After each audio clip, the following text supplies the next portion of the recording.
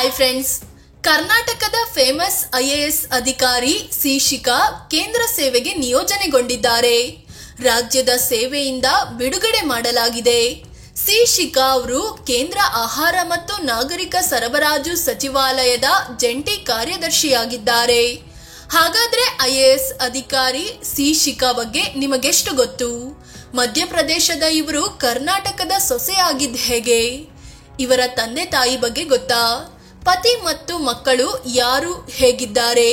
ಸಿದ್ದು ಶಿಷ್ಯನ ವಿರುದ್ಧ ತಿರುಗಿ ಬಿದ್ದಿದ್ದು ಯಾಕೆ? ಎಲ್ಲವನ್ನೂ ಈ ವಿಡಿಯೋದಲ್ಲಿ ಹೇಳ್ತೀವಿ. ಅದಕ್ಕೂ ಮುನ್ನ ನೀವಿನ್ನು ನಮ್ಮ ಚಾನಲ್ಗೆ ಸಬ್ಸ್ಕ್ರೈಬ್ ಆಗಿಲ್ಲ ಅಂದ್ರೆ ಈ ಕೂಡಲೇ ಆಗಿ ಪಕ್ಕದ ಗಂಟೆ ಗುರುತಿನ ಮೇಲೆ ಕ್ಲಿಕ್ ಮಾಡಿ. 1977ರ ಮೇ 27ರಂದು ಜನನ. ಐಎಎಸ್ ಅಧಿಕಾರಿ ಸಿ ಶಿಖಾ 1977ರ ಮೇ 27ರಂದು ಮಧ್ಯಪ್ರದೇಶದ ಸಾಗರ್ ಜಿಲ್ಲೆಯಲ್ಲಿ ಜನಿಸಿದ್ರು. ಇವರ ತಂದೆ ಡಿಸಿ ಮೋಹನ್, ತಾಯಿ ಓಂವತಿ ಚಂದ್ರಶೇಖರ್.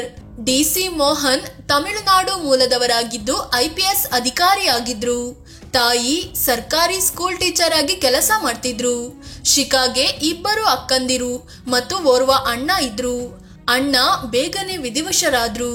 ಇಬ್ಬರು ಅಕ್ಕಂದಿರು ಸರ್ಕಾರಿ ಸೇವೆಯಲ್ಲಿದ್ದಾರೆ. ಒಬ್ರು ಐಟಿ ಇಲಾಖೆಯಲ್ಲಿ ಕೆಲಸ ಮಾಡ್ತಿದ್ರೆ ಮತ್ತೊಬ್ರು ರೈಲ್ವೆಯಲ್ಲಿ ಕೆಲಸ ಮಾಡ್ತಿದ್ದಾರೆ. ಶಿಖಾ ಸಣ್ಣ ವಯಸ್ಸಿನಲ್ಲೇ ಹಿಂದಿ ಮತ್ತು ತಮಿಳು ಕಲಿತುಕೊಂಡಿದ್ರು. ಇವರು ಡ್ಯಾನ್ಸ್, ಮ್ಯೂಸಿಕ್, ಸ್ಕೇಟಿಂಗ್ ನಲ್ಲಿ ತುಂಬಾ ಆಸಕ್ತಿ ಹೊಂದಿದ್ರು. ಉಜ್ಜೈನ್, ಇಂದೋರ್, ಭೋಪಾಲ್, ಕಲ್ಪಾಕಂ ಕೇಂದ್ರೀಯ ವಿವಿಯಲ್ಲಿ ಶಿಖಾ ಸ್ಕೂಲ್ ಎಜುಕೇಶನ್ ಕಂಪ್ಲೀಟ್ ಮಾಡಿದ್ರು. ನಂತರ ತ್ರಿಚಿಯ ಎನ್ಐಟಿಯಿಂದ ಇಂಜಿನಿಯರಿಂಗ್ ಪದವಿ ಪಡ್ಕೊಂಡ್ರು. ಆ ವರ್ಷ ಕಾಲೇಜಿಗೆ ಅವರೇ ಟಾಪರ್ ಆಗಿದ್ರು. ಐಎಎಸ್ ಕನಸು 2ನೇ ಬಾರಿಗೆ ಪಾಸ್. ಶಿಖಾ ಬಾಲ್ಯದಿಂದಲೂ ತಂದೆಯನ್ನ ರೋಲ್ ಮಾಡೆಲ್ ಆಗಿ ಇಟ್ಕೊಂಡಿದ್ರು. ತಂದೆ ನಿಭಾಯಿಸ್ತಿದ್ದ ಚಾಲೆಂಜಿಂಗ್ ಪೋಸ್ಟ್ಗಳಿಂದ ಸ್ಫೂರ್ತಿ ಪಡೆದುಕೊಳ್ತಿದ್ರು. ತಂದೆಯಂತೆ ಅಧಿಕಾರಿ ಆಗ್ಬೇಕು, ಜನರಿಗೆ ಒಳ್ಳೆಯದು ಮಾಡಬೇಕು ಅನ್ನೋ ಕನಸು ಇತ್ತು. ಅದರಂತೆ ಇಂಜಿನಿಯರಿಂಗ್ ಮುಗಿದ ಬಳಿಕ ಯುಪಿಎಸ್ಸಿ ಪರೀಕ್ಷೆಗೆ ಸಿದ್ಧತೆ ಶುರು ಮಾಡಿದ್ರು. ಆದ್ರೆ ಮೊದಲ ಪ್ರಯತ್ನದಲ್ಲಿ ಯಶಸ್ಸು ಸಿಗ್ಲಿಲ್ಲ. ಹಾಗಂತ ಶಿಖಾ ಸುಮ್ಮನೆ ಕೂರ್ಲಿಲ್ಲ, ಮತ್ತೆ ಪ್ರಯತ್ನಿಸಿದ್ರು. 2ನೇ ಪ್ರಯತ್ನದಲ್ಲಿ 16ನೇ ರ್ಯಾಂಕ್ ಪಡೆದು ಶಿಖಾ ಪಾಸ್ ಆದ್ರು. ಐಎಎಸ್ ಅಧಿಕಾರಿಯಾದ್ರು. ಜಾರ್ಖಂಡ್ ನಲ್ಲಿ ವೃತ್ತಿ ಜೀವನ ಶುರು. 2004ನೇ ಬ್ಯಾಚ್ ನ ಐಎಎಸ್ ಅಧಿಕಾರಿ ಸಿ ಶಿಖಾ ಜಾರ್ಖಂಡ್ ಕೇಡರ್ನ ಅಧಿಕಾರಿ. ಇಲ್ಲಿ ತಮ್ಮ ವೃತ್ತಿ ಜೀವನ ಶುರು ಮಾಡಿದ್ರು. ಆದ್ರೆ ನಂತರದಲ್ಲಿ ಕರ್ನಾಟಕಕ್ಕೆ ಟ್ರಾನ್ಸ್ಫರ್ ಮಾಡಿಸಿಕೊಂಡ್ರು. ಕರ್ನಾಟಕಕ್ಕೆ ಬಂದ ಮೇಲೆ ವಿವಿಧ ಹುದ್ದೆಗಳನ್ನ ನಿಭಾಯಿಸಿದ್ರು. ಧಾರವಾಡ ಜಿಲ್ಲಾ ಪಂಚಾಯಿತಿ ಸಿಇಒ ಆಗಿ, ಮೈಸೂರು ಡಿಸಿ ಆಗಿ, ಬೆಸ್ಕಾಂ ಮತ್ತು ಸೆಸ್ಕಾಂನ ಎಂಡಿ ಆಗಿ, ಪಿಯು ಬೋರ್ಡ್ ಕಮಿಷನರ್ ಆಗಿ, ವಾಣಿಜ್ಯ ತೆರಿಗೆ ಇಲಾಖೆ ಆಯುಕ್ತರಾಗಿ ಶಿಖಾ ಕೆಲಸ ಮಾಡಿದ್ದಾರೆ. ಮೈಸೂರಿನ ಮೊದಲ ಮಹಿಳಾ ಡಿಸಿ ಅನ್ನೋ ಖ್ಯಾತಿಗೂ ಇವರು ಪಾತ್ರವಾಗಿದ್ದಾರೆ. ಆದ್ರೀಗ ಕರ್ನಾಟಕದಿಂದ ಕೇಂದ್ರ ಸೇವೆಗೆ ಸೆಲೆಕ್ಟ್ ಆಗಿದ್ದಾರೆ. ಇವರು ತಮ್ಮ ಸೇವಾವಧಿಯಲ್ಲಿ ಸ್ಪರ್ಧಾತ್ಮಕ ಪರೀಕ್ಷೆಯಲ್ಲಿ ಇಂಟ್ರೆಸ್ಟ್ ಇರೋ ಮಕ್ಕಳಿಗೆ ಕ್ಲಾಸ್ ಕೂಡ ತಗೊಂಡಿದ್ದಾರೆ. ಪತಿ ಕೂಡ ಐಎಎಸ್ ಅಧಿಕಾರಿ. ಶಿಖಾ ಕರ್ನಾಟಕದ ಸೊಸೆ ಆಗಿದ್ದ ಹೇಗೆ? ಸಿ ಶಿಖಾ ಮತ್ತು ಅಜಯ್ ನಾಗಭೂಷಣ್ ಒಂದೇ ಬ್ಯಾಚ್ ನ ಐಎಎಸ್ ಅಧಿಕಾರಿಗಳು. ಇಬ್ಬರ ಮನೆಯಲ್ಲೂ ಮದುವೆಗೆ ಹುಡುಕಾಟ ನಡೆಸ್ತಿದ್ರು. ಆಗ ಸಿ ಶಿಖಾ ಮತ್ತು ಅಜಯ್ ನಾಗಭೂಷಣ್ ಜೋಡಿ ಚೆನ್ನಾಗಿರುತ್ತೆ ಅಂತ ಮನೆಯವರಿಗೆ ಅನ್ನಿಸ್ತು. ಅದರಂತೆ ಎರಡೂ ಮನೆಯವರು ಪರಸ್ಪರ ಮಾತನಾಡಿ ಇಬ್ಬರಿಗೂ ಮದುವೆ ಮಾಡಿಸಿದ್ರು. ಹೀಗೆ ಶಿಖಾ ಕರ್ನಾಟಕದ ಸೊಸೆಯಾದ್ರು. ಆಗ ಜಾರ್ಖಂಡ್ ನಲ್ಲಿದ್ದ ಶಿಖಾ ನಂತರದಲ್ಲಿ ಕರ್ನಾಟಕಕ್ಕೆ ಶಿಫ್ಟ್ ಆದ್ರು.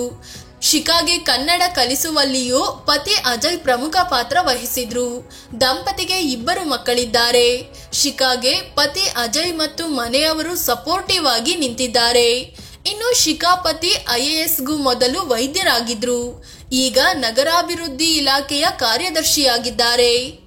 ಸಿದ್ದು ಶಿಷ್ಯನ ಜೊತೆ ಶಿಖಾ ಕಿರಿಕ್. 2016ರಲ್ಲಿ ಶಿಖಾ ಮೈಸೂರು ಡಿಸಿ ಆಗಿದ್ರು. ಆಗ ಕಾಂಗ್ರೆಸ್ ಅಧಿಕಾರದಲ್ಲಿತ್ತು. ಆಗ ಸಿಎಂ ಆಗಿದ್ದ ಸಿದ್ದರಾಮಯ್ಯ ಮೈಸೂರಿಗೆ ಹೋಗಿದ್ರು. ಸರ್ಕಾರಿ ಅತಿಥಿ ಗೃಹದ ಬಳಿ ಸಿದ್ದರಾಮಯ್ಯ ಬೆಂಬಲಿಗ ಮರಿಗೌಡ ಮತ್ತು ಅವರ ಬೆಂಬಲಿಗರು ಬಂದಿದ್ರು. ಸಿದ್ದರಾಮಯ್ಯ ಭೇಟಿಗೆ ಡಿಸಿ ಶಿಖಾ ಬಳಿ ಪರ್ಮಿಷನ್ ಕೇಳಿದ್ರು. ಆದ್ರೆ ಆಗ ಶಿಖಾ ಮರಿಗೌಡರನ್ನ ಒಳಗೆ ಬಿಡಲು ನಿರಾಕರಿಸಿದ್ರು. ಇದರಿಂದ ರೊಚ್ಚಿಗೆದ್ದ ಮರಿಗೌಡ ಮತ್ತವರ ಬೆಂಬಲಿಗರು ಒಳಗೆ ನುಗ್ಗಲು ಯತ್ನಿಸಿದ್ರು. ಜೊತೆಗೆ ಶಿಖಾಗೆ ಸಾರ್ವಜನಿಕವಾಗಿ ನಿಂದಿಸಿದ್ರು. ನಂತರದಲ್ಲಿ ಶಿಖಾ ಮರಿಗೌಡ ನನ್ನ ಕರ್ತವ್ಯಕ್ಕೆ ಅಡ್ಡಿಪಡಿಸಿದ್ದಾರೆ, ನಿಂದಿಸಿದ್ದಾರೆ ಅಂತ ದೂರು ದಾಖಲಿಸಿದ್ರು. ಈ ಸಂಬಂಧ ಮರಿಗೌಡ ಮತ್ತವರ ಬೆಂಬಲಿಗರ ವಿರುದ್ಧ ಕೇಸ್ ದಾಖಲಾಗಿದ್ದು ಈಗಲೂ ಕೋರ್ಟ್ನಲ್ಲಿದೆ. ಫ್ರೆಂಡ್ಸ್, ಇದು ಕರ್ನಾಟಕದ ಸೊಸೆ ಐಎಎಸ್ ಅಧಿಕಾರಿ ಶಿಖಾ ಜೀವನದ ಬಗ್ಗೆ ಮಾಹಿತಿ ನೀಡುವ ಪ್ರಯತ್ನ. ಇವರ ಬಗ್ಗೆ ನಿಮಗೇನನ್ಸುತ್ತೆ ಅಂತ ಕಾಮೆಂಟ್ ಮಾಡಿ ಹೇಳಿ. ಅದೇ ರೀತಿ ನೀವಿನ್ನೂ ನಮ್ಮ ಚಾನಲ್ಗೆ ಸಬ್ಸ್ಕ್ರೈಬ್ ಆಗಿಲ್ಲ ಅಂದ್ರೆ ಈ ಕೂಡಲೇ ಆಗಿ ಪಕ್ಕದ ಗಂಟೆ ಗುರುತಿನ ಮೇಲೆ ಕ್ಲಿಕ್ ಮಾಡಿ. ಧನ್ಯವಾದ.